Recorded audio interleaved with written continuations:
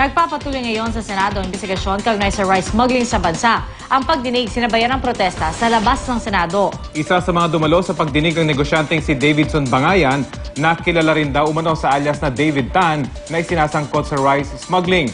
Panoorin po natin ang ilang bahagi nito. Bakit pinakawalan even if nandun na po? At supposedly NBI was serving this outstanding warrant of arrest issued by RTC Caloocan. Nagkaproblema po kami dyan because yung warrant of arrest ay ang nakasabi po doon David Tan, who is not Davidson Bangayan. At yun din po ang naging argumento ni Mr. Bangayan at ang kanyang abogado, si Attorney Salazar. Gugustuhin naman ho namin ng NBI na i-verify po yun dun sa records ng korte. Unfortunately, hindi po sila pinayagan ng clerk of court at sinabi po, hindi namin kayo pwedeng pa-access dito sa court records dahil hindi kayo real party in interest. Of course, that's a very questionable position kasi precisely they were trying to enforce the warrant of arrest. Doon naman po sa isang kaso, RTC Calamba, malaking tulong po sa amin yung mga dokumento na shinare ni Mr. Aranza. Dahil ho ay merong mga, and I think Mr. Aranza would be in a better position to explain kung bakit tinuro niya yung kaso na yan na sabi ho niya ay one of the reasons why sinasabi po namin na Davidson Bangayan ay si David Tan. Ay yung latest pong dokumento galing kay Mr. Aranza ay yung mga dokumento sa isang libel case filed by Davidson Bangayan, aka David Tan, against Mr. Aranza and 3 or 4 other respondents which was actually later dismissed. Meron pong admission doon sa affidavit complaint signed by Davidson Bangayan. Para lang ho, malinaw po ang explanation po namin, ay sa isang paragraph po ng complaint affidavit ni Davidson Bangayan for libel. May I read for the record? Paragraph 16, page 7, affidavit complaint dated April 26, 2005, subscribed before an assistant city prosecutor. Quote, clearly, the foregoing publication categorically imputed to me and our company, Advanced Scrap Specialist Corporation, the following wrongful acts, namely swindling and contraband shipments. Likewise, the identification of the person in the subject publication definitely referred to me, considering that there is no other person by the name of Davidson Bangayan, aka David Tan. There is no question that I was clearly and directly identified in the subject publication. End of quote. And isa po sa mga dokumento rin na inattach po ni Mr. Davidson Bangayan sa kanyang affidavit complaint ay isa pong certification. So this was attached as Annex I. Isa pong certification na in-issue po ng isang kumpanya, Taylor, and signed by a certain Justin Chan, Managing Director of Taylor Overseas Marketing Limited. Ito po ang laman. That Advanced Scrap Specialist Corporation, headed by Davidson Bangayan, aka David Tan, has been supplying our company for the last 2 years of scrap metals, etc., etc. So malinaw po yung admission niya dito na siya po si David Tan.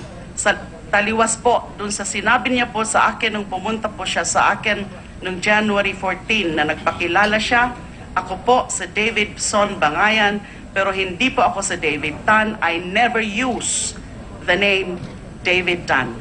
You did say that. Now, so, meron din po kami, ang NBI po, sa ngayon, ay nakakalat na rin po ng sworn statements.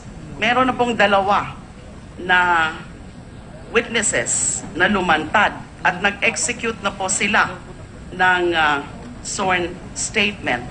At sabi po nung isa, sabi po nila, Davidson Bangayan is David Tan. At dinitalyo pa nga ho yung dealings nila with him, and dinitalyo din po yung nagiging modus operandi po ni Davidson Bangayan, aka David Tan, dun po sa usapin ng mga transaksyon involving certain cooperatives, yung multi-purpose cooperatives.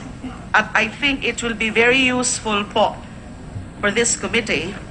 We can furnish this committee copies of those 2 affidavits that we have gathered so far relative to Davidson Bangayan. Although, for their protection, hindi pa ho namin dinisclose yung tunay na identity po ng 2 witnesses. Yung isa pong witness ay dinitalye nga po kung paano pumapasok si Davidson Bangayan dito sa mga transaksyon na ito. And I think, NFA or DA will confirm na we're looking here at one type of rice importation, yung farmers category or yung maximum access volume na gumagamit nga po because this is open only to farmers cooperatives. Yung the 2 other types of smuggling ay yung sa private sector category naman po at yung isa ay yung government to government. Yung paggagamit po ng mga farmers cooperatives, dyan daw po nakaka-deal nila si Mr. Davidson Bangayan, aka David Tan, na siya mismo, and by the way, this particular witness tells us that he is also known, o ang tawag po nila sa kanya, DT. Yun po so DT, that's the initials of David Tan. Ito pong si DT ay gumagamit ng mga coordinators. Nagpangalan po ng 3 tao dito. Magsosolicit sila dyan sa mga cooperatives and si DT would pay for the cooperatives license fees, bonds, document form fees, inter alia, as required by the NFA and the BOC. And si DT rin daw po ang nagsho-shoulder ng mga airfares, mga sa ticket, and accommodation po ng authorized representatives ng accredited cooperatives kapag magbibid na po o kapag meron na silang mga aktibidades in connection with their transactions with NFA. Now, one day before the bidding, ito pong mga rini-recruit daw po nilang mga cooperatives would troop to DT's office in Dagat-Dagatan in Caloocan. The address, one of the addresses of Davidson Bangayan, aka David Tan, is also in Dagat-Dagatan in Caloocan. Doon po nila piniprepare at pina-finalize yung mga pre-qualifying bid documents, including bid offer na nagpre-prepare ay yung mga tao ni DT. And meron pong commission, allegedly. Ang agreement, 10 pesos per bag commission will be given to the cooperative. Once the cooperative utilized by DT would win the local or old stocks bidding. And then meron pong dagdag na 3 pesos per bag incentive kapag nandyan na yung deal. And for importation bidding, a 20 pesos per bag is promised to the winning cooperative. In exchange for all these benefits, the cooperatives would allow DT to use them as fronts during biddings. And DT would have the discretion in the sale and distribution of the imported rice. So medyo detalyado po ito kung ano ang nagiging modus operandi na nakukorner po ni DT, yung tungkol sa usapin ng bidding. Yung isa naman po na medyo mas recently pong lumantad, again, we're using a pseudonym here where his real identity is concealed at this point. Dinitalya din po niya kung ano ang nagiging modus din. Ang pagkakaalam po niya ay yung mga parating na bigas. And so this particular witness described the various modus na from all angles, I would say these are all forms of smuggling. Ang pagkaalam po niya, yung mga parating na bigas ay deklarado nila, nabanggit na ho ito kanina, hardware, construction material, cements, plywood, pero ang totoo nito ay mga bigas ho pala. Yung isang scheme, the other scheme daw po ay kapag hawak na o you may hawak na permit, ay hindi nagbibigay ng pre-arrival notice sa NFA. At kapag daw po na ipalusot nila ang bigas, ay magagamit pong muli yung permit. At ang tawag daw po dyan sa ganyang modus ay yung recycling. Yung paggamit-gamit ng the same import permit. Ngunit kung mahuli, ay ilalantad nila ang permit at matatapakan na as consumed. Another scheme would be na pag nagparating ang gobyerno, lalo na sa pamamagitan ng VINA Food, ang nangyayari po ay may pasobra ang karga sa barko. So that's another form.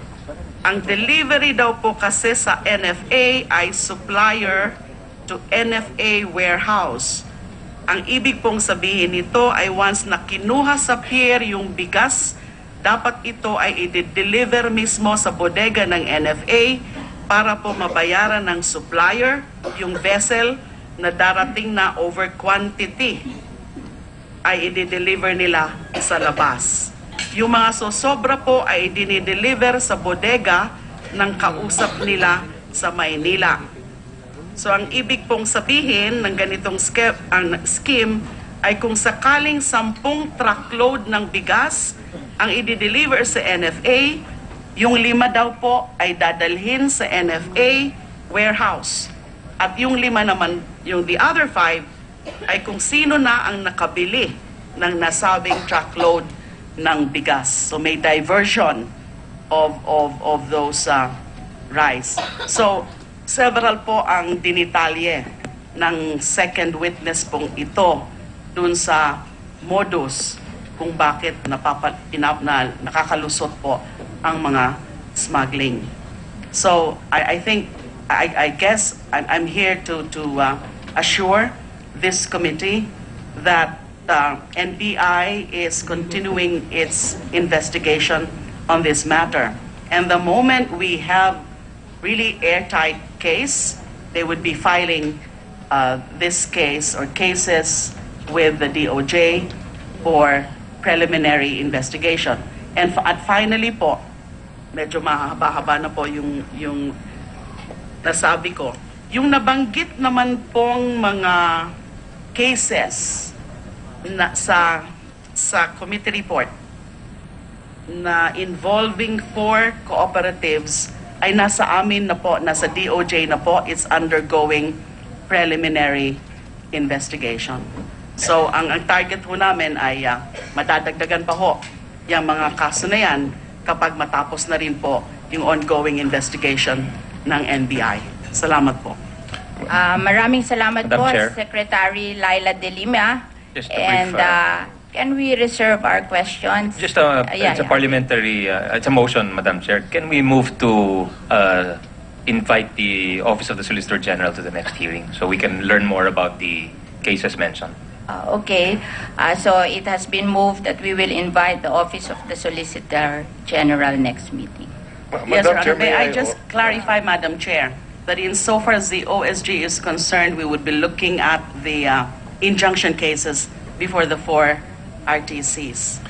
Tungkol naman po sa mga criminal cases of smuggling, National Prosecution Service naman po ng Department of Justice ang nag-handle po niyan.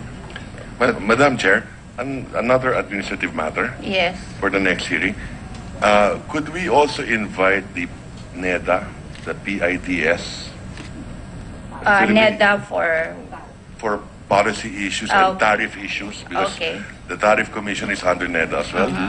The PIDS, Philippine Institute of Development Studies, and possibly the two former NFA administrators as well, to guide us accordingly moving forward, Madam Chair.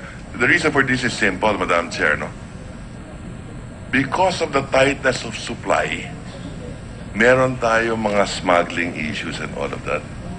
Kung malaki ang surplus natin, walang smuggling. Pero may problema sa supply. Ha? And that's why, and then we had discussions on WTO, but we also have AFTA agreements. Now, we would like to hear, at least in my case, I would like to hear what the former NFA administrators have to say, what the PIDS and NEDA and the Tariff Commission has to say with regard to a policy moving forward. Okay? So that it could guide the committee in making its recommendations later on, or even in amending current laws, Madam Chair. I think the problem with the former NFA administrator is in the committee report, the DOJ is supposed to investigate and file cases against the former administrator of the NFA. There's also another former administrator. His name is Mr. Abad. Oh, then we can invite Mr. Abad. Oo. Not Mr. Lito Banayo kasi I wouldn't may mind, Madam conflict. Chair, for him to be able to respond to the committee report as well. But nevertheless, the point is, I'm sure that he would also have some recommendations moving Okay. forward. Maybe we can invite Mr. Lito Abad. Lito. No, not Lito Banayo. Mr. Anthony Abad. Okay.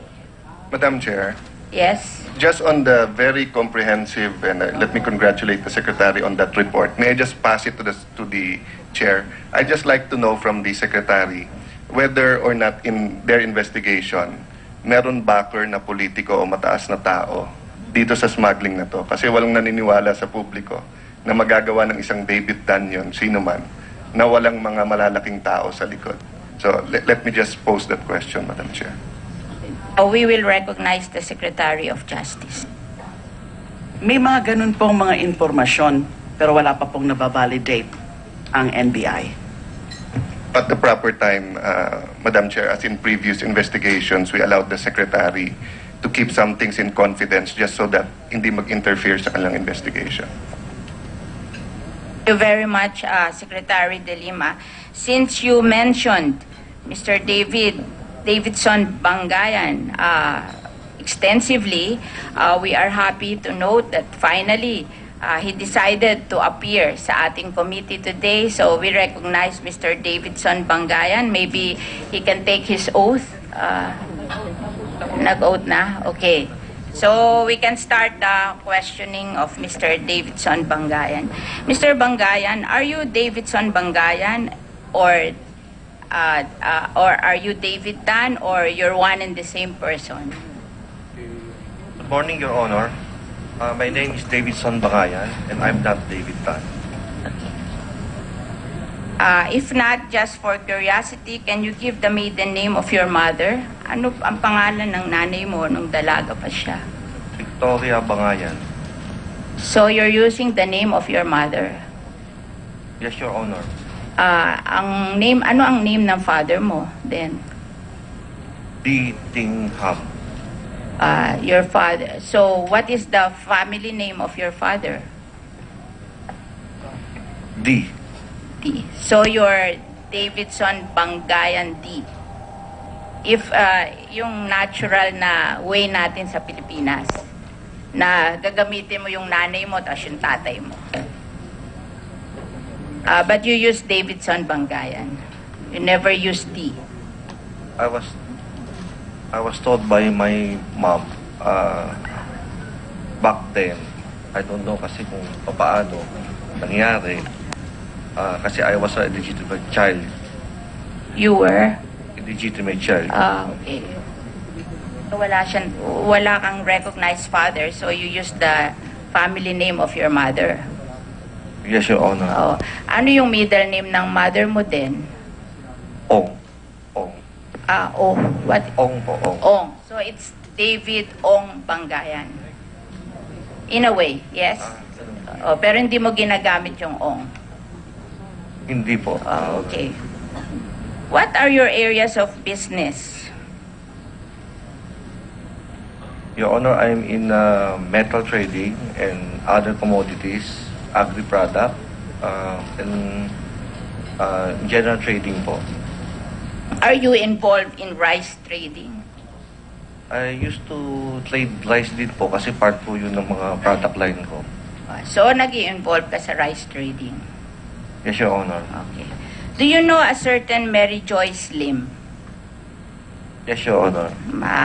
Sino si Mary Joyce Lim? I think one of my partners in one occasion in our transaction in rice. Okay. Do you know a certain Willie C? Yes, Your Honor. Mm-hmm. And ano relationship mo kay Willie C? Wala po.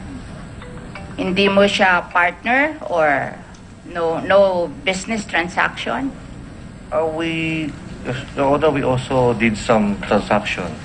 In business. Anong klaseng Business po. business? Rice? Yes po. Okay. Yung other commodities po. Do you know a certain Michael Lim? Yes, Your Honor. Ka-transaction mo din siya.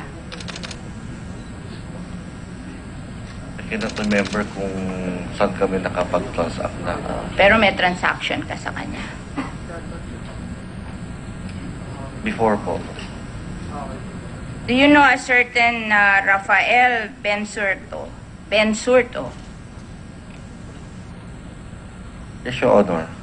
Ano naman ang relationship mo sa kanya? He's in my office. So, empleyado mo siya. You know a certain Maria Cristina Bangayan or Cristina Bangayan?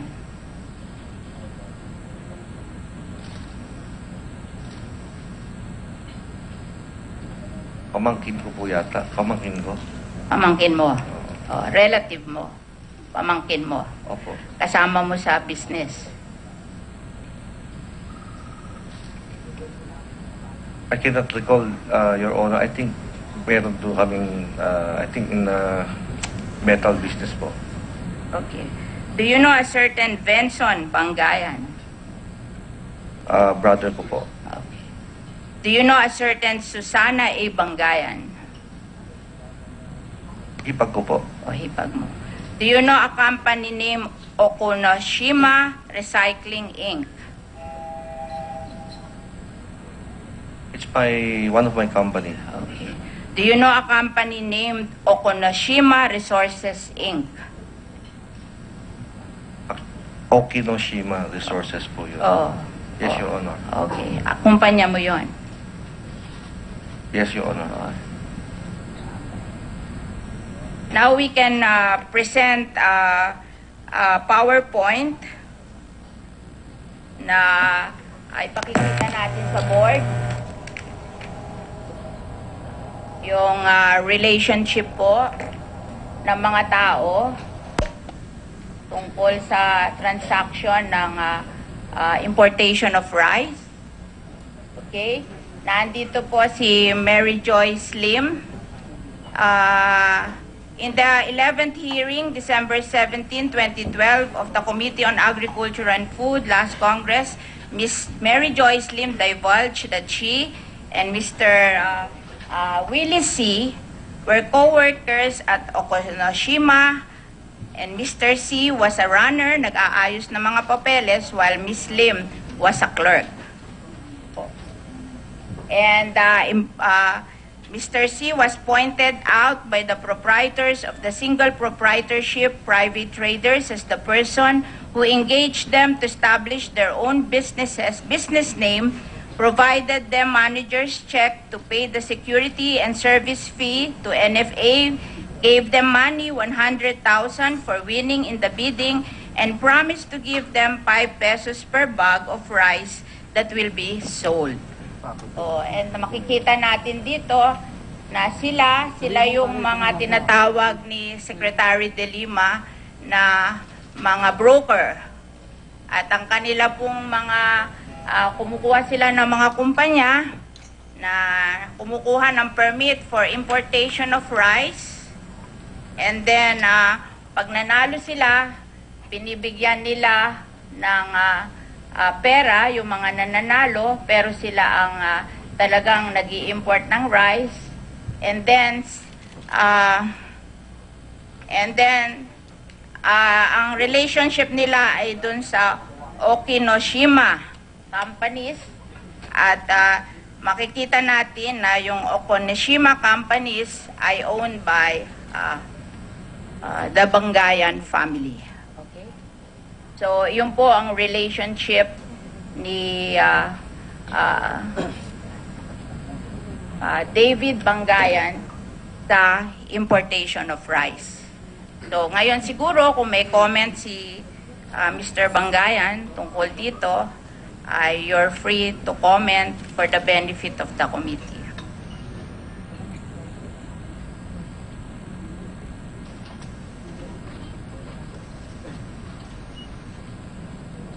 Your Honor, sumasali po talaga ako sa mga bidding sa rice importation. Kasi every year naman po meron pong mga rice, ang NFA po meron naman po laging programa na it was started kasi po yan nung sumali po yung One Cypress Agri-Solutions, one of my fertilizer company, because I sell farm inputs. Then, that was 2012 on the... Kasi meron po yung tinatawag na programa, yung MAB program. Dito naman po, wala naman pong perang involved. Sumali lang po kami. Nakakuha po ako ng 1,900 tons na allocation for the year 2012. Then, at the same year, we think of how to do a business together. So, they asked me kung paano kapag nabuhay. Sabi ko sa kanila, sige, pwede tayong sumali sa bidding. Hanap tayo ng funds kasi hindi ko naman po kayang mag-asikaso ng mga dokumento. So, normally what I did, I give them opportunity, no? Na sabi ko po, maghanap tayo ng negosyo. Doon po nag-start yung parang joint venture namin for that particular transaction. Pero ang sinasabi po ni si Barry Joyce Lim and Willie C., empleyado sila. Hindi sila business partner. Doon sa hearing ng committee last Congress.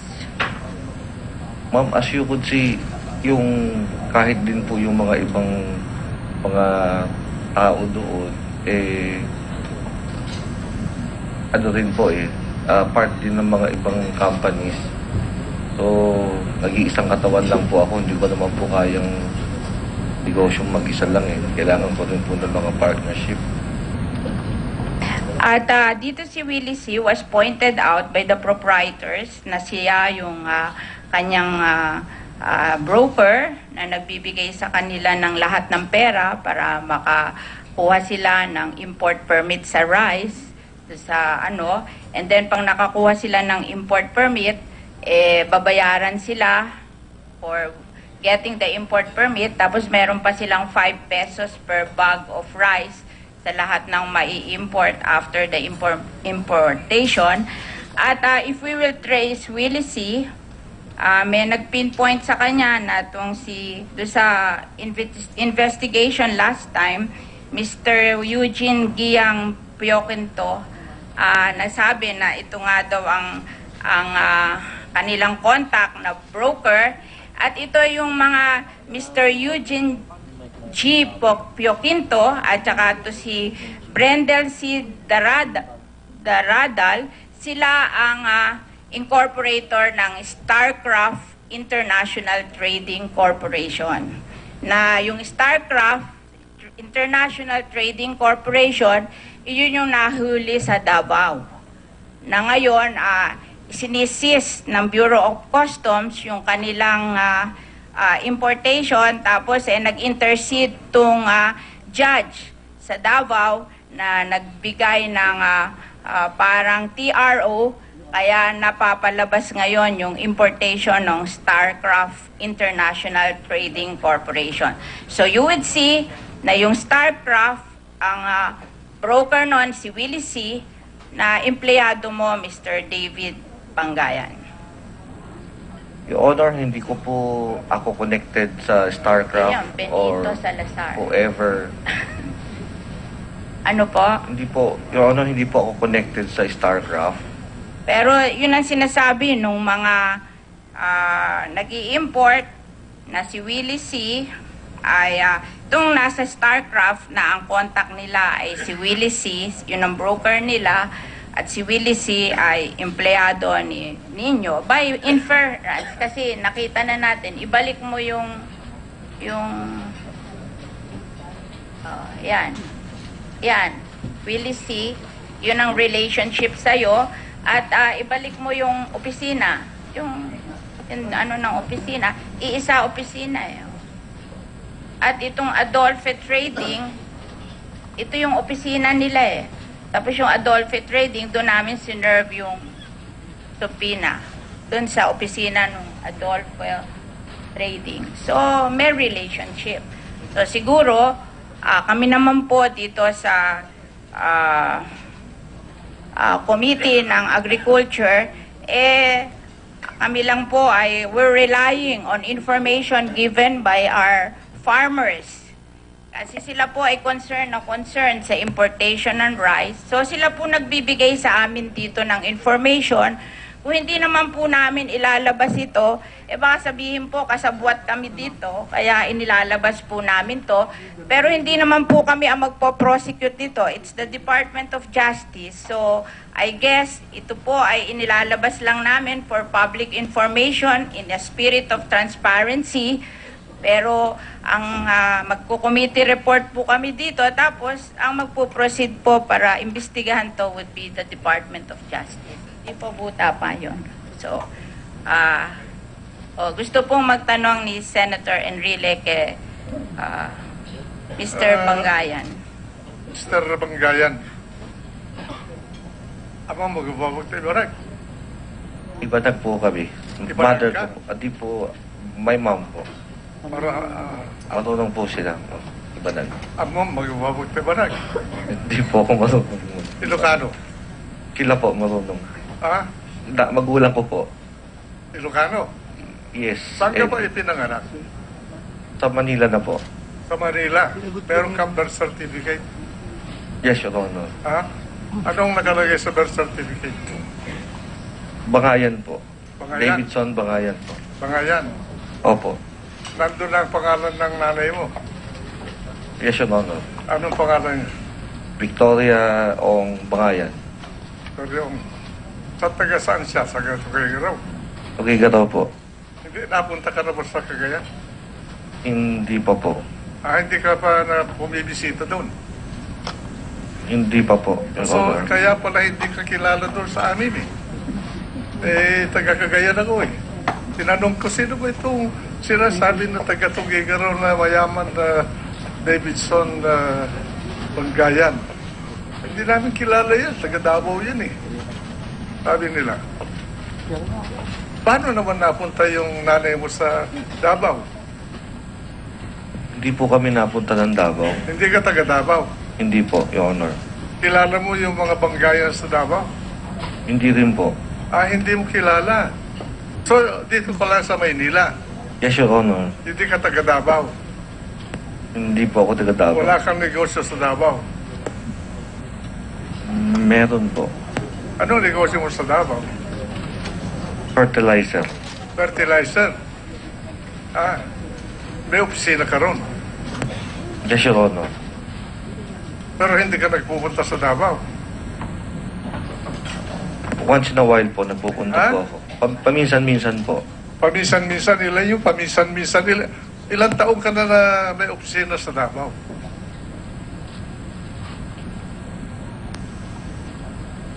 Mga 4 years na po. 4 years? Hindi ko na po Ilang beses ka pupunta sa Davao sa isang taon? once or twice a year lang po. Ano ang volume ng importasyon mo ng fertilizer sa Davao? Your Honor, I had to check my record. Hindi ko Ilan po, ang shipment mo every week sa Davao? hindi ko po, kasi meron po akong, Ilan ang shipment ang nangyari sa Davao na hawak mo? yung fertilizer ko po doon, tsaka yung mga ibang farm inputs. Meron kang warehouse doon.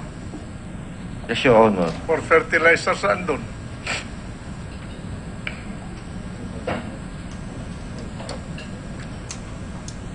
I-check ko po muna. Parang malapit po sa airport yun eh. Saka ko na lang itutuloy mo. Marami pong salamat, Senator Enrile. Now we go to Madam our... Chair. Madam Chair. Yes. Can I just ask Mr. Bangayan to answer your question? You asked him just before Senator Enrile, the former Senate President, asked a question. Paano mo sasabihin na hindi mo kilala, you don't deal with him? Is that Mr. C? Iisa naman ang address nyo at isang phone number. Wala namang party line na ngayon, kaya hindi mo pwedeng sabihin na party line. Am I correct, Madam Chair? Yun yung pinoint out niya. Can you answer that question? Your Honor, can you repeat the specific question? Kung ano ba? Can we go to the last slide you showed kanina, yung dininay ni Mr. Bangayan na he has anything to do with Star. Yeah. Our chairman, Mr. Bangayan, showed this data, no? And yung sagot mo, wala kang kilalaman sa StarCraft. Yes, Your Honor. Okay. And then they showed can we go to the previous slide? Na si Mr. C, the previous pa. Yan, that Mr. C, ito ang relationship sa inyo. And then yung last slide, yun yung address nyo. So, ibig sabihin, si Mr. C, doon din nag-opisina sa'yo. Pero siya din yung nag-aayos para sa StarCraft. Hindi po parehas yung address, Your Honor, doon sa ano. Kasi ibang lugar po yun eh. So, ang sagot nyo po, hindi nag-opisina sa inyo si Mr. C. Hindi ko po siya nakikita. So, yung Adolf Trading, hindi ganyan ang address? Doon sa opisina ni Mr. Bangayan, yung isa tower, Prestige Tower. Unit 401, Prestige Tower.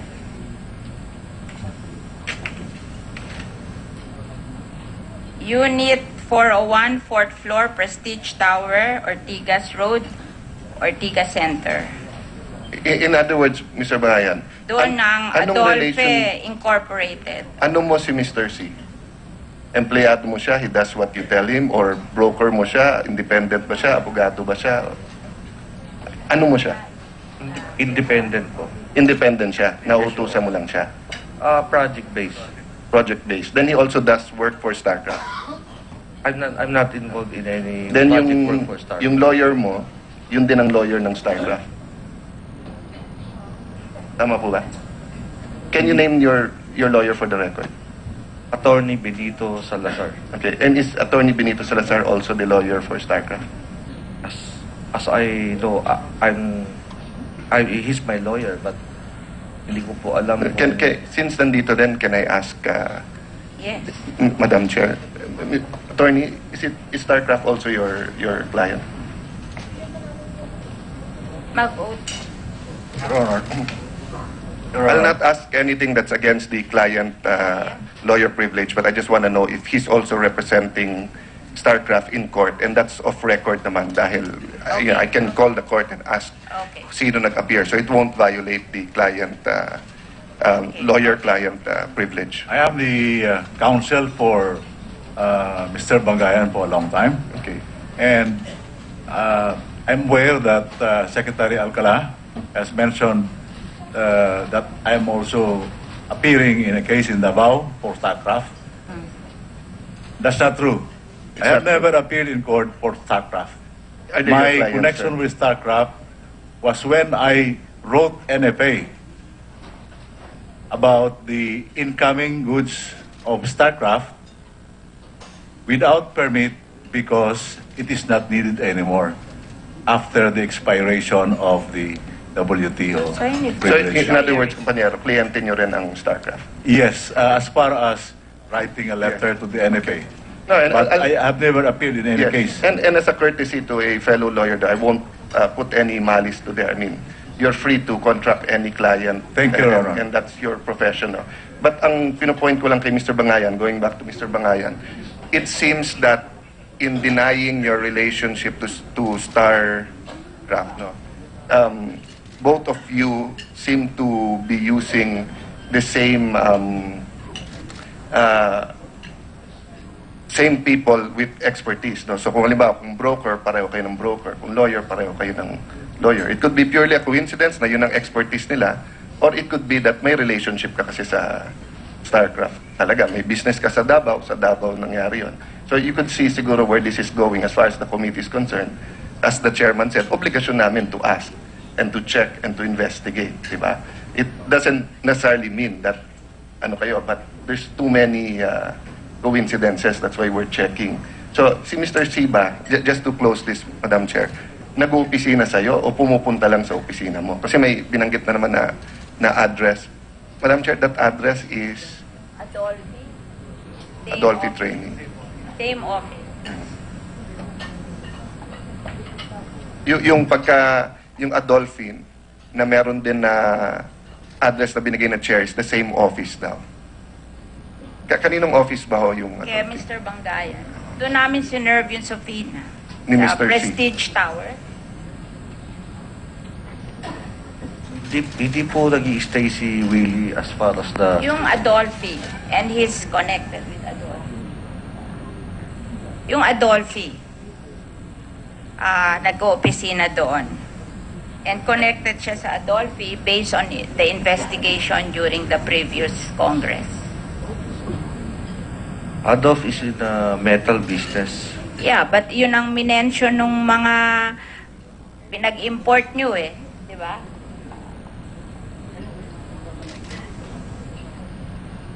Sino ba may-ari nung unit na yung 401 Prestige Tower?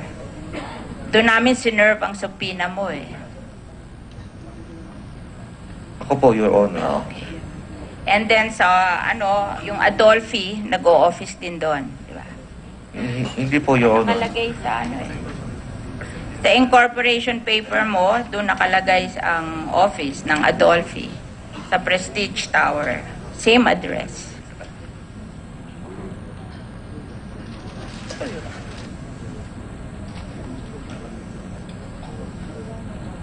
Nasa amin po yung incorporation ng Adolphi at doon ang kanyang address. Unit 401, 4th floor, Prestige Tower, F. Ortigas Road, Ortigas Center, Pasig City. Your Honor, hindi ko po alam kung ano pong SEC.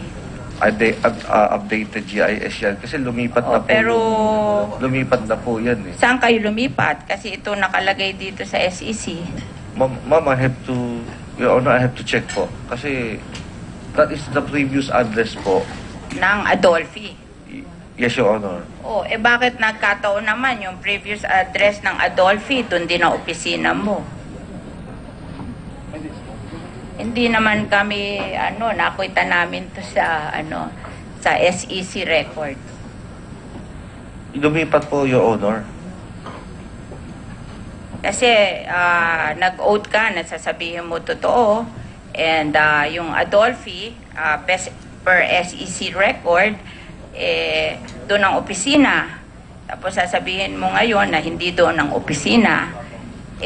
You should remember that you are under oath. Na dapat magsasabi tayo ng totoo sa Senado. Opo, Your Honor. But kasi po yung specific question nyo kung nag-opisina together sa Hindi, lugar. tinatanong Kung namin nag-opisina. kung ang Adolphi, iyon ang opisina per record. Tapos yun din ang opisina mo. Sabi mo, hindi, wala doon yung Adolphi. Yun ang opisina ng Adolphi per record. Your Honor, yan po yung sigurong amended na hindi pa po kami lumilipat. Oh, Kaya pero po, yung Adolf po talaga nasa Caloocan yun eh. saan sa Caloocan yung office? I have to check my record, Your Honor. Kasi yung Caloocan, doon din sa buklod ng Nayon, Caloocan City. Di ba? Hindi po kasi ako eh. Hindi naman ako eh. Okay lang. Your Yun Honor, din eh. Ang bagong record is sa Marideco Compound, Dagat-Dagatan, Caloocan City. Ayun din. Ayun din. Oh, ayun. Pareho. Your Honor, marami po kasi akong office. O yung dalawang opisina na yun, consistent. Consistent. Yes, Your Honor. But yung tanong niyo po is kung si Mr. Willie C. kung nag-opisina po sa Prestige Tower. Hindi na... Kasi iyon ang sinabi niya eh. Based on sinasabi ng mga nag-witness dun sa hearing nung previous Congress na ang contact nila si Willie C. empleyado siya ng Okashima and Adolphi and iisa opisina nila lahat. Oh. Medyo consistent naman, di ba? Oh. So, I guess, for the record, okay na yun? Basta consistent naman ang opisina is yung Caloocan at saka yung Prestige Tower sa Ortigas. Yes, Your Honor. Yun. Nilipat po yung address po noon. So, pero pareho sila. Pero- Oo. Pero Your Honor, yung tanong... Opisina mo rin yon, yung nasa Caloocan, opisina mo din yung nasa Prestige Tower. Kasi yung mga kumpanya mo, naandun lahat eh. Yes, Your Honor, O, kaya nga. but hindi po yung ang tanong niyo po kasi kanina, pardon me, no, Your Honor, kasi kung nag-oopisina, Si Willie C. Opo. Kaso sinabi nga ng mga witnesses na siya ay empleyado mo, di, ang presumption natin, nag-uopisina siya doon. Ngayon, hindi naman namin malalaman kung nandun siya o wala siya. He can be there, he cannot be there. But yun ang sinabi ng mga witnesses. Hindi to yung hearing na to, yung last congressional hearing na sinasabi nila na empleyado mo at sinabi mo naman nakadeal mo si Willie C. Whether he's your employee, sabi nila empleyado mo, sabi mo partner mo, but naandun ang opisina, yun yung opisina na consistent. Okay. Madam Chair. I guess if there are no more questions, Madam Chair. we can proceed with Madam the Chair. hearing. Madam Chair, yes.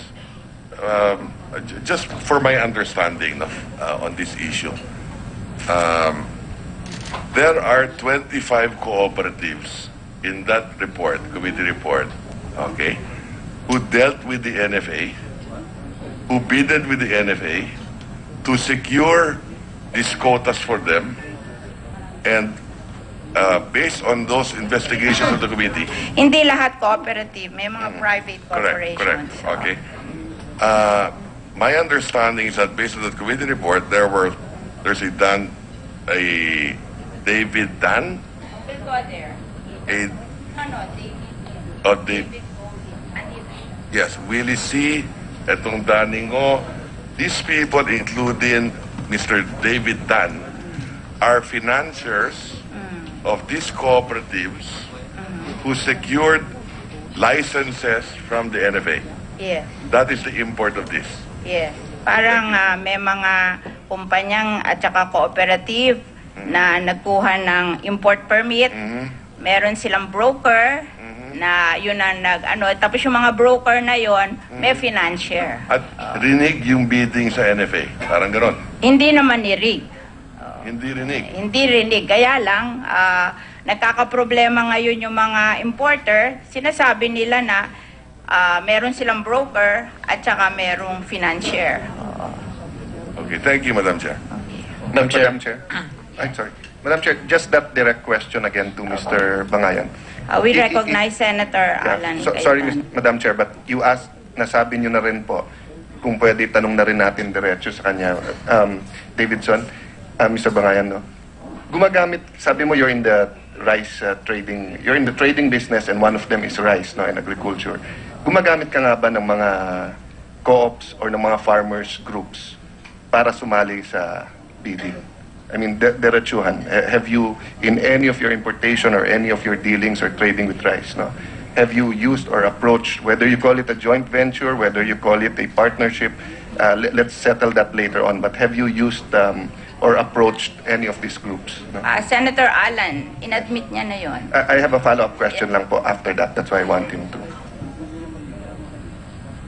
Your Honor, may I ask if what is the specific, when is the specific, At any time of you're doing business sa rice. Diba kasi pwede ka mag-partner with a corporation, pwede ka mag-partner with a specific person, but may mga ibang yung, I just don't want to be technical dun sa mga nakikinig, but meron po yung binabanggit si Secretary, yung MAV.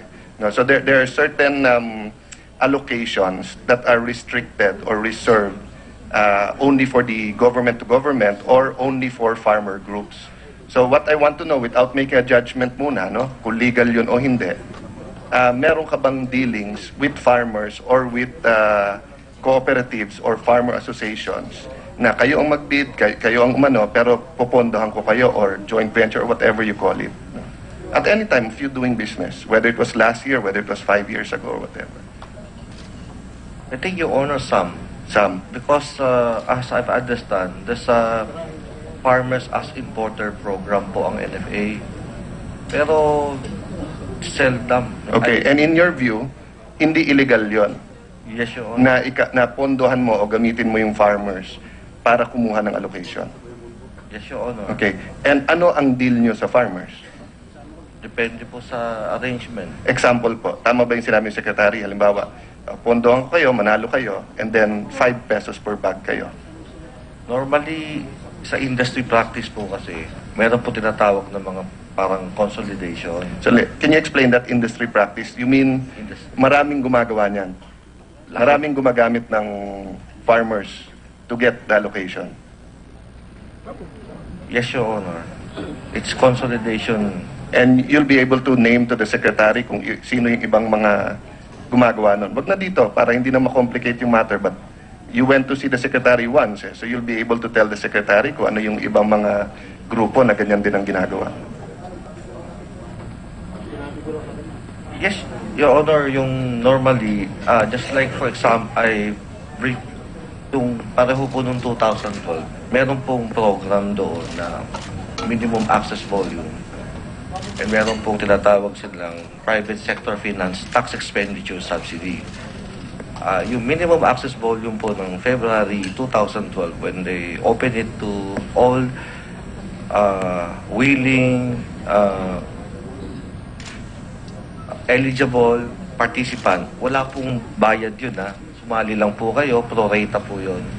Padamihan, equally divided once na naging eligible po. So normally po yung mga co-ops natin, sasali po sila.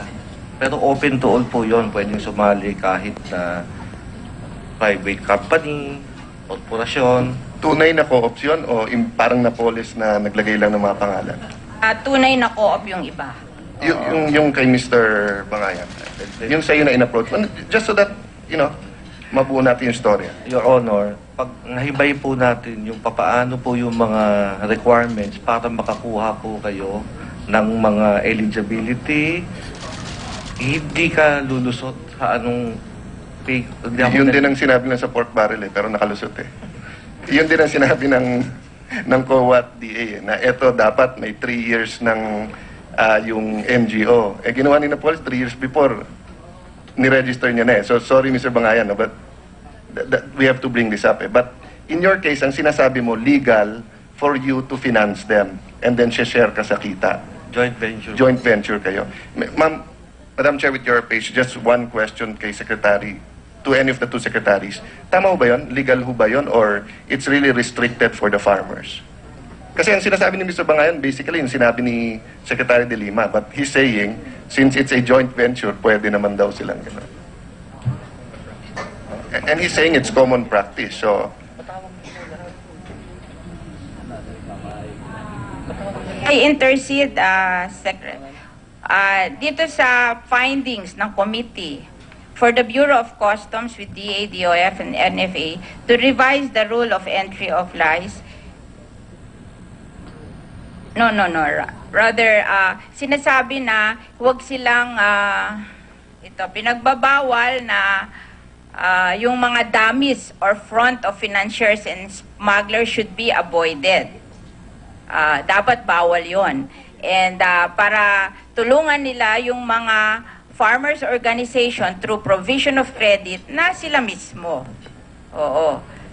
Yun ang yun ang sinasabi ng report ng committee. Parang ayaw nila, Madam pinagbabawal Chair, nila. bali lumalabas 3 klase. Yung isa, yung parang Napoles. Kukuha ka ng mga driver, empleyado, magbubuo ka kunwari farmers sila. So yun, dami na, fake pa. No? Pangalawa, yung dami, ibig sabihin, legitimate, tunay na cooperative, pero dahil bawal sa'yo, parang foreigner, no? Na may mga ibang negosyo tayo na bawal sila mag 100% Dami. dito. Kukuha silang dami. Yung dami, totoo yun. Pero dami ginagamit mo. Pero yung pangatlo, yung sinasabi ngayon ni Mr. Bangayan, na ang tingin niya, ang joint venture ay pwede. Meaning, hindi sila dami. Kasosyo sila. Yun nga lang, dahil siya nag-finance, mas malaki yung sa kanya. So, yun po ang gusto ko malaman sa DA. Kasi kung legal yun, di ba, hindi siya smuggler. He was just enterprising. Pero kung illegal yun, dami sila, smuggler siya dahil ginamit niya at pinaikutan yung batas. Madam Chair, unang-una po, Recognize Secretary Alcala. unang-una po, dapat po kasi para siya makapag-transact sa pagbili ng bigas, dapat po registered trader siya ng rice. At ayon po sa records ng NFA, he is not a registered rice trader. Yun po ang isa. At Secretary, sorry po. So kung registered rice trader siya, he can deal with the co-ops. That is legal. Doon sa MAV ho, sa MAV. Iba So, pa rin. hindi pa rin pwede. Iba pa rin po yun. Oo. Kasi yung pong mga magsasaka dapat po ay matulungan ng pamahalaan to finance para magkaroon sila ng balik sa kanila. Secretary, sorry ha. Apo. Yung dapat sila matulungan, policy yun eh. Apo. But yung batas o yung policy mo as far as yung farmers, halimbawa, gusto nila mag-import, wala silang pera. Kung walang facility ang gobyerno like land bank, anong pupuntahan nila? Either 5-6 o mga tao na katulad ni Mr. Bangayan or hindi na lang sila sasali. But under the rules ng MAV, kung if they do get a partner o kahit sabi yung gamitin sila at binalatuhan lang sila, is that prohibited? Do they become a dummy? Or is it allowed? Dapat po kasi may financial capability talaga yun. Okay. So pag sumali sila at sinabi nilang may financial capability, tapos wala, they already made misrepresentation. Yes, sir. But isn't financial capability, I mean sa lahat ng bidding natin, DOTC, DPWH, minsan yung nag-incorporate na 200,000 pera, pero nakapag-joint venture. So yun ang sinasabi ni Mr. Bangayan. So under your rules, pagka yung farmer cooperative or association ay may financial capability, hindi kasama doon ang joint venture sa private trader. Kung wala po siyang kapabilidad, dapat po ay kahit po may letter of credit, may letter of credit po. Senator Alan, may isa kaming case. If you allow the committee to proceed, this is, nandito po yung mga farmers cooperative, ginamit sila, tapos nagkakaso sila, iniwan sila. So, can we go on ma'am. with this? I'll proceed. Ito lang ang manifestation ko. Oh. Kasi in other investigation... Hindi, baka makapulot ka dito sa Yes. case na to. Ito lang, ma'am, for the record lang, no? In other cases kasi, nagdi-deny yung mga witnesses. Hindi natin mabuo yung facts. In this case, iba. inaamin ng witness na in fact he traded, and inaamin niya na ginamit niya yung ibang corporate, but ang sinasabi niya legal. That's why ang natitira for the committee more or less is to find out kung legal o hindi. Because the facts, inaamin naman ng witness. That's just what I wanted to point out, Madam Chair. Because minsan lang tayo magka-witness, and let me congratulate the Chair na hindi lang pumunta si Mr. Bangayan, but nilatag niya talaga yung allegation sa kanya. Thank you, Madam Chair, and I'll... Senator Alan, I think inamin niya kasi it's obvious na naandun na. Wala nang choice kundi aminin, di ba? Ma'am, Sinapolis, obvious na, hindi pa rin inaamin eh. Hindi nila nailagay sa ano eh. Anyway, we'll Madam go Chair. to the Madam another Chair. instance, yung case Hindi, pero naman ba- ni Mr. David Lim. Okay. Madam Chair, Yes. if I may. Babalikan po natin ang pagdinig na yan. Magbabalik pa po ang Balitang Halik.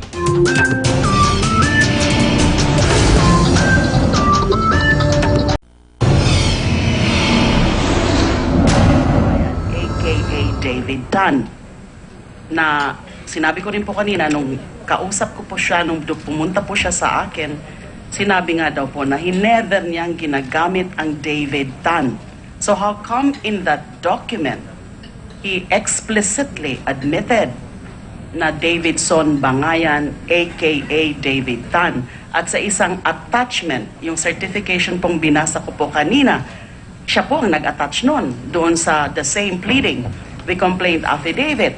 Davidson Bangayan, aka David Tan. Akala ko po hindi siya gumagamit ng David Tan. So, meron pa hong mga ibang basehan ang NBI. Kaya lang, ongoing po ang investigation. Minarapat po namin na yung ibang mga alam namin, hindi muna namin pwede masabi at this point until the completion of the probe. Yes, can you provide the committee with that particular document that he stated that he is also known as David Tan? Totoo ba, Mr. David Bangayan, totoo bang merong document na nagsasaad na meron kayong pinirmahan na ikaw rin ay si David Tan? No, Your Honor. Can I show you your own complaint affidavit? Your Honor, we have the original. We will show it. Can you show a page? Show it to the chairperson.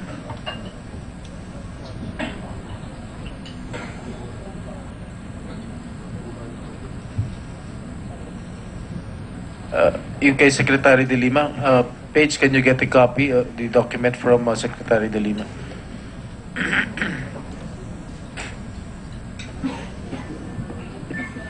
Also has a copy of the original because he is one of the respondents. in Mr. that- David Bangayan will give us a copy of his contention, and then maybe you can give a copy also kay Secretary De Lima para Yes, we clarify. Let's just compare it, Madam Chair.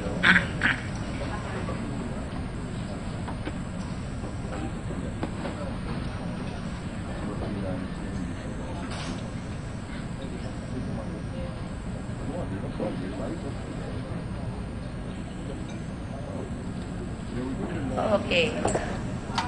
On the part of the committee, we have no case against David Tan. I think the Department of Justice has a case with David Tan. But in the part of our investigation, with regards to smuggling, we have established the relationship between the companies and David Bangayan. So we don't need David Tan. In terms of this hearing, I think you will need to prove that he is David Tan with regards to other cases with your Department of Justice. Opo. Okay.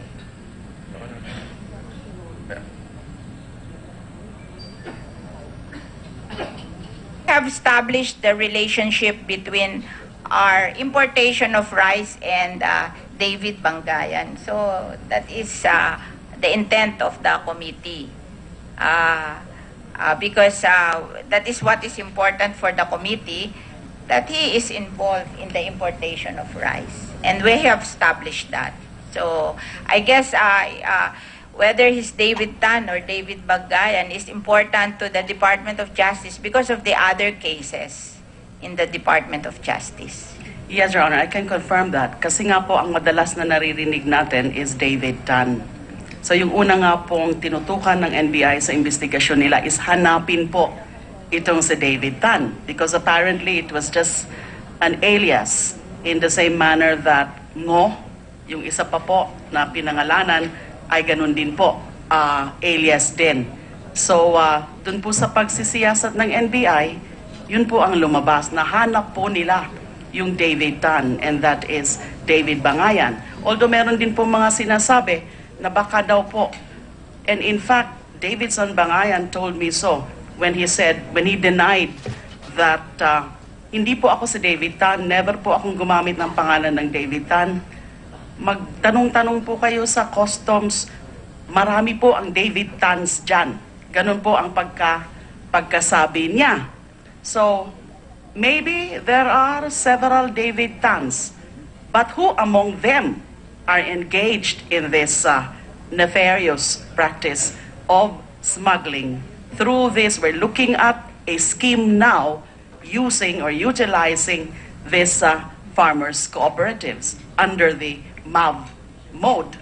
So, ang nakikita ko namin, especially with nung nag-surface po itong dalawang witnesses namin so far, when they are describing the modus operandi of David Bangayan, aka David Tan, yung iba nga po ay yung sinabi ko kanina, yung mga skema pong yun, mga scheme, deklarado pong mga forms of smuggling yon, because there are various ways to commit smuggling, or there are various ways of smuggling goods. At yung pagkakadescribe po, tunay na mga smuggling po yon. Doon po sa tanong kanina ni Senator Alan, Peter Cayetano, kung yung paggagamit ng cooperative through a joint venture, parang ang magiging defense ho ata, I'm already foreseeing that ang magiging defense is that that's valid, and therefore I cannot be accused of smuggling.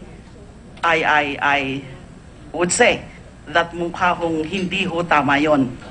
Kasi what is the rationale behind that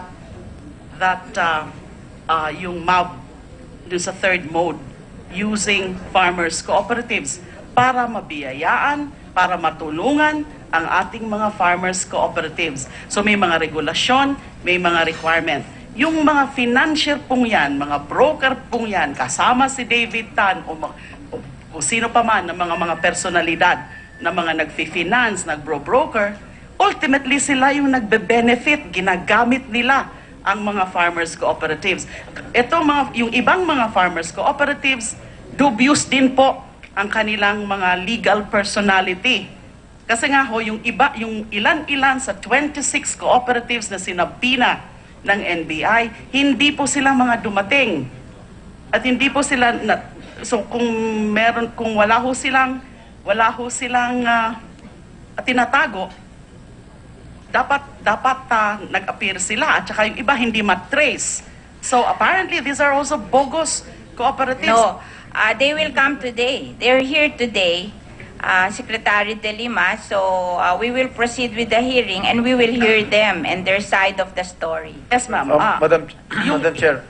Yung sinabi ko po, ilan-ilan po sa kanila, ang suspecha ho namin, bogus.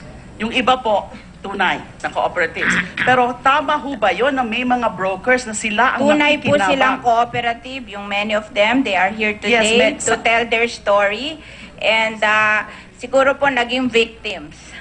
Okay, ng one last question. Mga broker. One last question, Madam Chair. David Bangayan or David Tan, isang tanong lang totoo bang smuggler ka? No, Your Honor. Secretary De Lima, you assume that he is David Tan or David Bangayan. Do you have any proof or evidence against him that he is smuggling rice into our country? Based po dun sa statements ng dalawang witnesses na nakapag-execute na po ng affidavit sa NBI, yung pagkakadiskubre nung modus ni David Bangayan, aka David Tan or DT, smuggling po yon. Yung modus. Kung totoo po, kung paniniwalaan natin yung sinasabi ng dalawang witnesses pong yan, and we expect there would be more na ganun ang modus, then I think that would fall under any of the several forms of smuggling. Mr. David, hindi mo inamin na ikaw isang smuggler. Ha? Kasi marami nagsasabi, merong ebidensya sa'yo ang DOJ, ang NBI, na meron kang modus operandi na pwedeng maging smuggler. Your Honor, inuulit ko po, hindi po ako smuggler.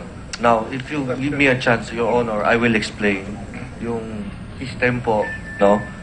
It's kalakaran na po doon na kinoconsolidate yung mga nasa farmer sector. Meron din pong yung 2012 po, for your information, Your Honors, hindi lang po yung mga nababanggit na kumpanya na yan ang nakakuha ng import allocation. Mr. David Bangayan, hindi naman namin sinasabing kayo lang. Kaya nga we will proceed with the hearing. Meron pang iba. I think with due respect to the chair, it's important for us to find out whether this gentleman is David Tan or David Bangayan or David Bangayan aka David Tan, because we are dealing with smuggling, and there's evidence to the fact that one of the biggest smugglers in this country of rice is a certain David Tan. So we have to unmask who is this gentleman. Ngayon, may I just proceed to ask him some question? Mr. Bangayan or Mr. Tan, ikaw ba sinabi mo you were also engaged in metallic products as a trader? Yes, Your Honor. In what kind? Scrap iron? Yes, Your Honor. Huh? Yes, Your Honor. Now, were you ever involved in a case involving a Singaporean people and Indian people in the exportation of scrap iron? Huh? Yes, Your Honor. Okay. Did you not state in that case that you are Davidson Bangayan aka David Tan? Sino Oh. document? No, Your Honor. Oh, come on. Ano?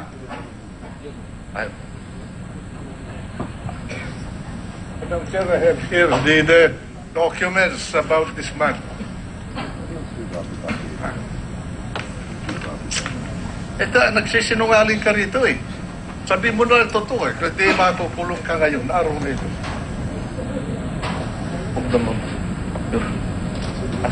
Oh, here are your names. Your companies. Huh?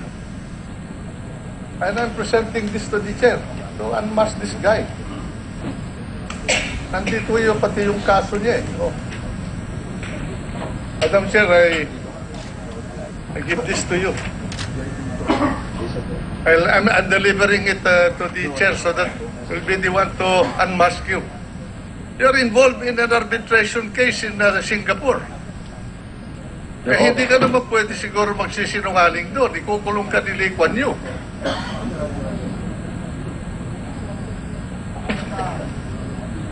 Nandiyan si Mr. Aranza, oh. Tanungin niyo si Mr. Aranza. Tinanong siya nung mga Singaporean tungkol sa iyo. Sa radio program namin, siniwalat ka na namin eh. Oh. May we recognize Mr. Aranza?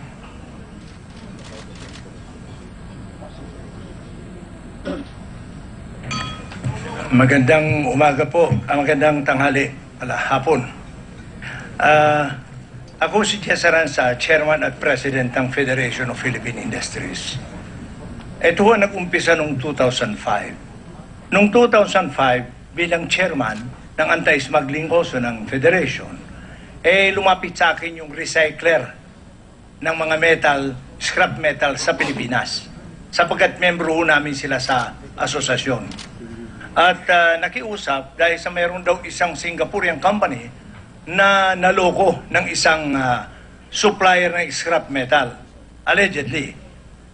So tinulungan namin at doon nga sa programa namin ni Senator Enrile, binanggit namin yung pangalan. Kaya doon nag-umpisang kinasuhan ako ni Bangayan. Hindi ko kakilala si Davidson, na kinasuhan ako ng libel. At yung pinalabas namin ngayon, na affidavit ng complaint sa libel, doon nga nakasaad yung kanyang sinabi ni Secretary. Sa page 7, sinasabi niya na definitely siyang tinutukoy ng publication. Pati si Locsin, kasama ho si Teddy Boy Locsin sa kaso.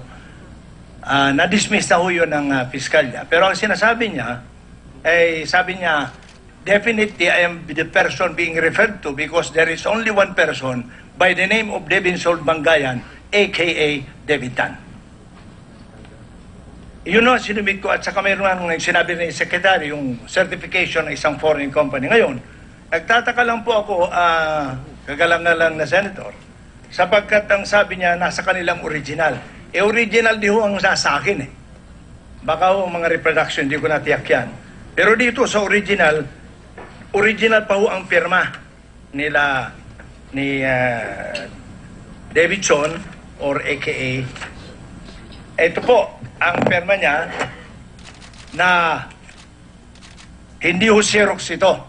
File ho ito ng libel case laban sa akin kasama na si Teddy Boy Locsin at sa kanyang reporter. So, tinulungan ko at pero hindi ho sa kaso. Ang sabi ko sa kanila, sige, pag tawagan natin at ang totoo, pinabalik namin ni Secretary Angie Reyes yung 15 container vans. At sa harap ng mga reporters na dito pa mga pangalan ng reporters, binuksan po namin ang laman, goma, used tires at saka basura.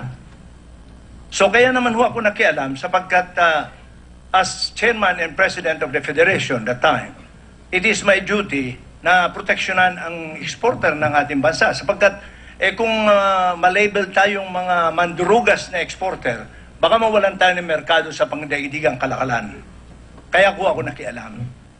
So, nag-file din ho yung Singaporean sa Calamba ng kasong nag-request for attachment. Ang alam ko na bigyan yon, pero yung kasong kriminal sa Caloocan, mukhang doon pa lamang sa prosecutor hindi na kalusot.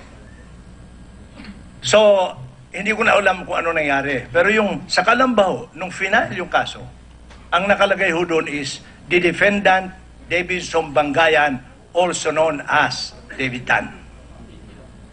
Now, but mula ho roon sa kaso, wala hong nag-refute na isang David Tan o na isang Bangayan na hindi siya ang David Tan. Only this time na may nagre-refute ngayon na hindi siya. Hindi ko alam anong dahilan. I have nothing against the person. I am doing this only as a citizen of the Republic and as President Chairman of the Federation to protect the interests of the industry and the economy of our country. Ngayon, ang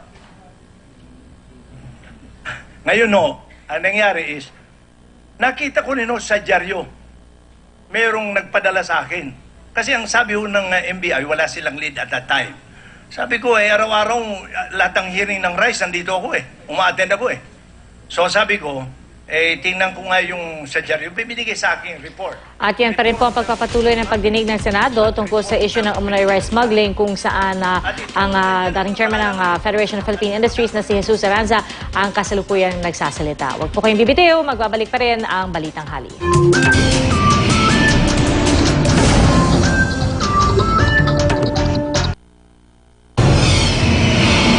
Pa-examine natin kung anong edad na ng papel na yan. Makikita naman ho natin. Maraming salamat po. Maraming salamat po, Mr. Aranza. And tayo po ay magpo-proceed na sa hearing. Iiwanan muna natin si Mr. David Bangayan. Pupunta naman tayo sa ating isang witness na sinupina, si Mr. David G. Lim. Nung pong ipadala namin ng supina, hindi nila tinanggap, pero natutuwa naman kami na kahit hindi nila tinanggap yung supina, naandito sila ngayon at humarap sa atin. So, we recognize Mr. David G. Lim ng DGL Commodities Inc. To Mr. David Lim, are you the incorporator of DGL Commodities Inc? Ano na ba yan? Yes, Your Honor. You are also an incorporated of DGL Trucks Inc. Yes, Your Honor. Okay. You are also an incorporator of several other companies. Okay. What several companies? Ito isa is Nismo Trading. Nismo Trading, I don't think so, Your Honor. Hindi siya. I should check. Okay. Do you know a single proprietorship named D Platinum Traders Enterprises? Ano po, Your Honor? Isang single proprietorship named D Platinum Traders Enterprises. Di ko alam, Your Honor. Okay. Do you know a single proprietorship named D Uranium Enterprises? Parang di ko alam, Your Honor. Kayo po ay under oath, kaya dapat sasagutin nyo ng tama to kasi kung hindi nyo sinagot ng tama at ma-prove natin na kilala nyo, hindi maganda yon para sa inyo. Yes, Your Honor. It's D Uranium Enterprises at saka D Platinum Traders Enterprises. Could I consult it with my lawyer?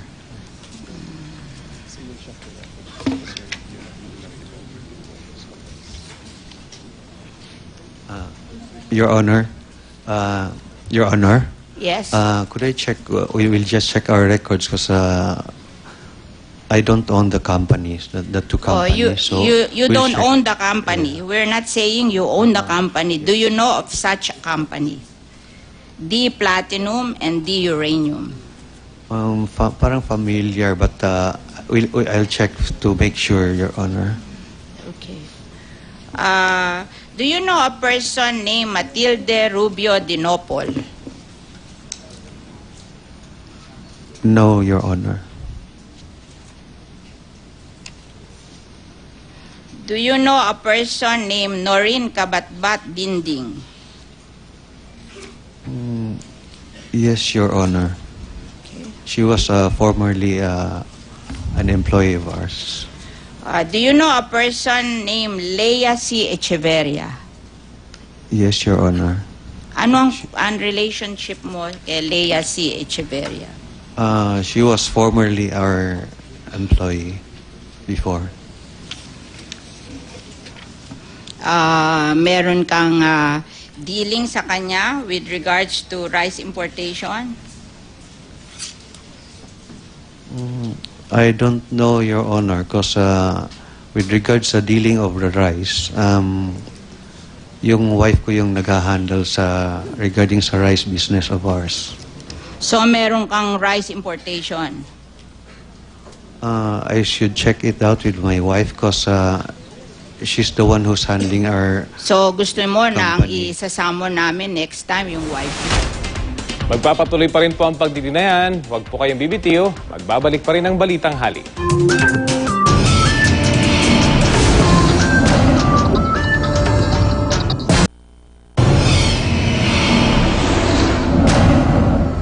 Company. But with regards to the detailing of this company, my wife is the one who knows it because she's the one who's handling our commodity business. Pero sino ba ho ang presidente ng DGL Commodities Inc.? Ako po. So pwede ba ho mangyari na may ginagawa yung asawa nyo na hindi nyo alam? Hinayaan ko because I trust her with the company, so siya yung pinabahala ko sa company, Your Honor. With regards sa commodity business.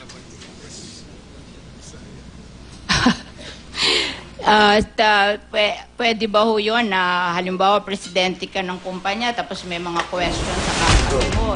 At yan po ang pagpapatuloy ng pagdinig sa Senado tungkol pa rin sa issue ng umano'y rice smuggling. At ito nga ang unang pagkakataon ng partner na humarap, si Davidson Bangayan, na sinasabi rin o pinaniniwalaan siya rin si David Tan. Pero muli niyang itinanggi na siya ngayon. At marami siyang mga inamin dito. Inamin niya rito na gumagamit siya ng mga farmer cooperatives para makapag-import ng bigas. Bagay na ayon kay Agriculture Secretary Alcala ay hindi dapat ginagawa. So marami pa sigurong revelation dahil sa tingin naman natin sa kanyang mga pagsugot, parang hindi naman siya nag-hesitate na sagutin yung mga tanong. Although ang mga tanong ni Enrile ay parang hindi naniniwala si Enrile dun sa mga sagot sa kanyang mga katanungan. At parang ito na rin, no, yung unang pagkakataon, if I'm not mistaken, na magkita ulit sila ni Mr. Aranza na unang nagsabi na siya nga, or unang nagturo kay Davidson Bangayan bilang si David Tan. David Tan, base dun sa mga dokumentong kaso na libel laban sa kanya. So, hindi pa rin nasagot ni